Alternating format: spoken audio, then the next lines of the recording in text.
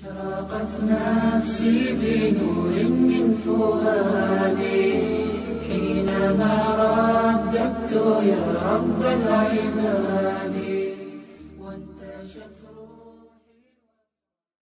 بسم الله الرحمن الرحيم وصلى الله على سيدنا محمد وعلى آله وصحبه وسلم. Inshallah, this is part 4 of the Isra and the Mi'raj series. So inshallah, we've reached the words of Allah subhanahu wa ta'ala, لِنُرِيَهُ مِنْ آيَاتِنَا.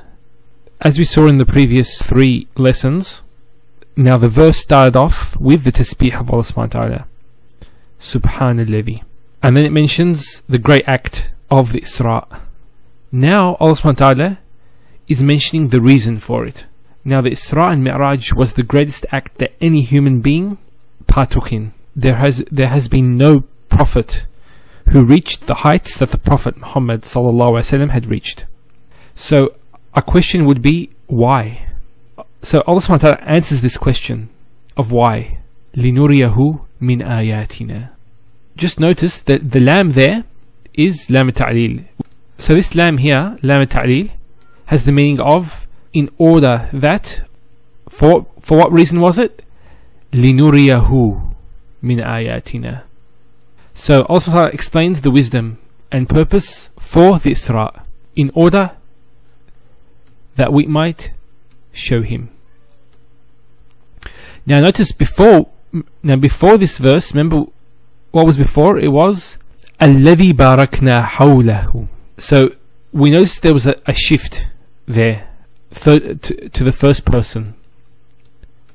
The first person, plural. And it's actually going on. So when Allah subhanahu wa ta'ala mentions the reason for this night journey, Allah subhanahu wa ta'ala uses the first person. And this part of the reason and the wisdom for this is that if somebody was to belie or to say that the Prophet ﷺ was lying and he just made it all up, in fact he's not belying the Rasul sallallahu alaihi wasallam. He's actually belying Allah subhanahu wa ta'ala. So here the first person is still being used to speak directly to those who belie the Prophet sallallahu alaihi wasallam and what he actually saw and witnessed. لِنُرِيَهُ. And one thing to note is it also shows the greatness of the actual act. This act of showing. For example, if Allah said Uriyahu, it wouldn't be as great as saying Linuriyahu because of the plural of majesty used in this verse. So Allah subhanahu wa ta'ala is the one that is showing the Prophet Muhammad sallallahu alaihi wasallam. Now I've said here that the Prophet sallallahu alaihi wasallam, what he saw was with the naked eye and not a vision or a dream, as some suggest. Based on the language, you get the sense that it was not a dream, just by reading this particular section of the verse. Why is that? It's because Allah subhanahu wa ta'ala is using the first person plural, the pronoun of majesty, and he's linked that to the actual verb of showing the Prophet Muhammad sallallahu alaihi wasallam, and he's linked it also to here. We'll explain this a bit later on. But he's done it twice, the plural pronoun. And Allah subhanahu wa ta'ala says that we are showing him. So all these indicate that the greatness of this act. So if somebody had a dream, there'll be no need to emphasize this. And even if when we see in the Qur'an, the prophets, for example, Nabi Yusuf alayhi salam or Nabi Ibrahim, when they mention their dream, it's mentioned, for example, Surah Yusuf, Inni ra'aytu, I saw. So there's no link to Allah subhanahu wa ta'ala, Inni ra'aytu. The prophets actually say that they saw, Inni ra'aytu. In this case, it's linuriyahu. He's the one that's showing the Prophet sallallahu alaihi wasallam, not that.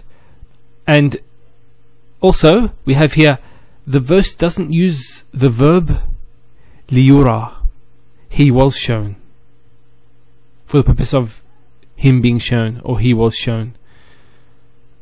Or liyara, that he saw, because this would diminish in the greatness of this event. Definitely it would diminish this event, the greatness of this event. By mentioning liyura or liyara, both these alternatives, Allah subhanahu wa ta'ala is not mentioned directly. I mean, it could be Allah subhanahu wa ta'ala that's making him see these things, but by not mentioning Allah subhanahu wa ta'ala, it would diminish in the greatness.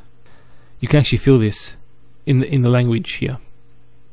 And then it says, min ayatina, some of our signs. Min is min al-tab'id.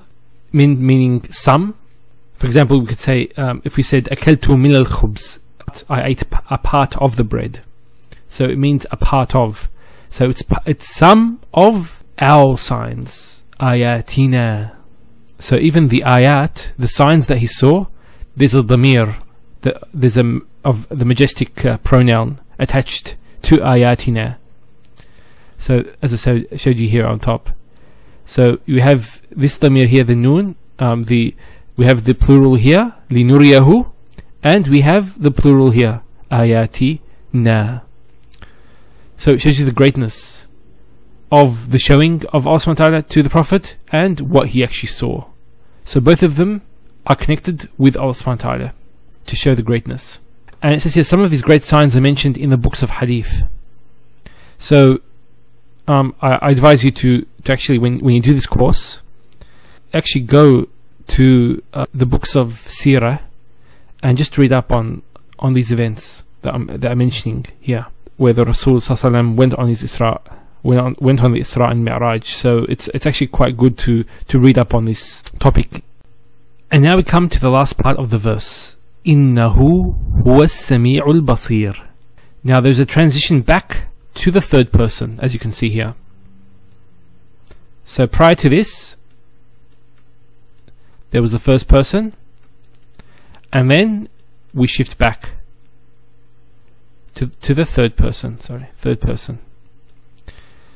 Now, after the use of the pronoun of majesty, the plural, now the transition happens to indicate that Allah subhanahu wa ta'ala is one with no partners. Now one thing to note, and this is about the language of the Qur'an, is it used language in a way that it wasn't used before by the Arabs in certain aspects.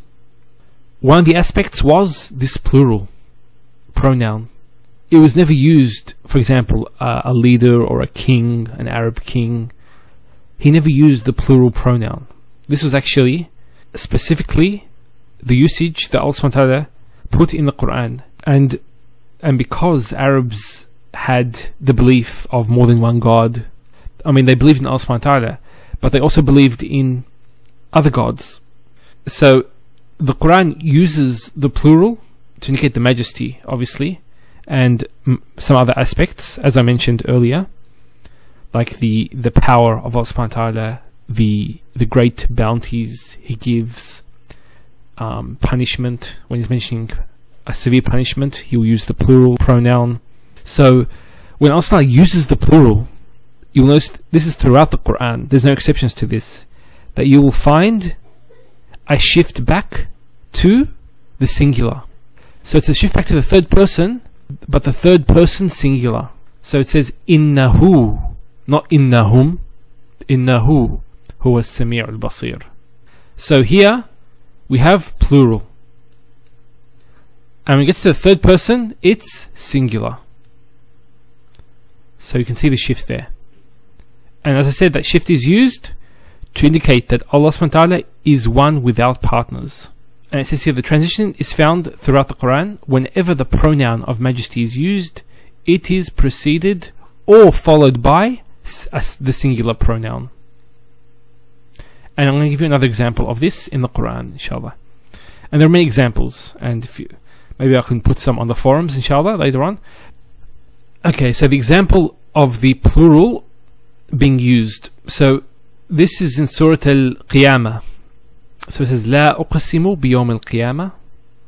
Nay, I swear by the resurrection. Wa la uqsimu bi nafs al-lawama. I do call to witness the resurrection day. I'm just going by the translation, inshallah. أيحسب الإنسان أن لن نجمع عظامه.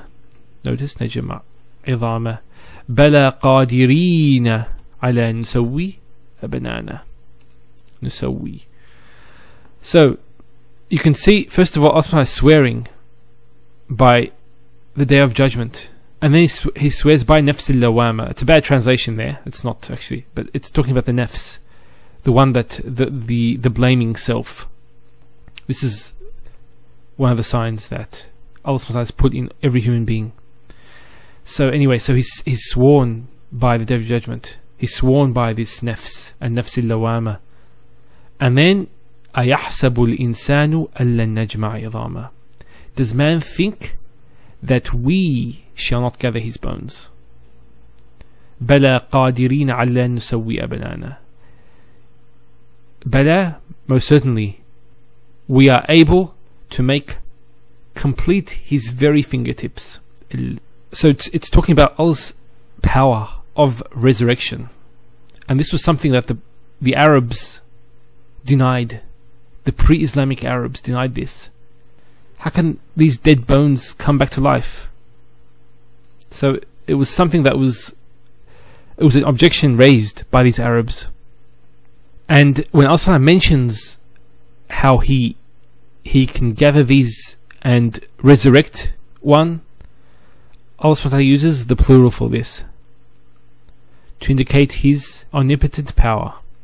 So this is why the plural is used, and there are many examples of this. Inshallah, I'll share some with you on the forums, and we can maybe go through some examples of why Allah has used the plural.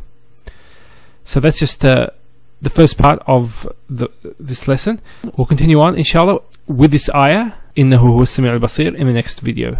وصلى الله على سيدنا محمد وعلى آله وصحبه وسلم. أشرقت نفسي بنور من فؤادي حينما رددت يا رب العباد.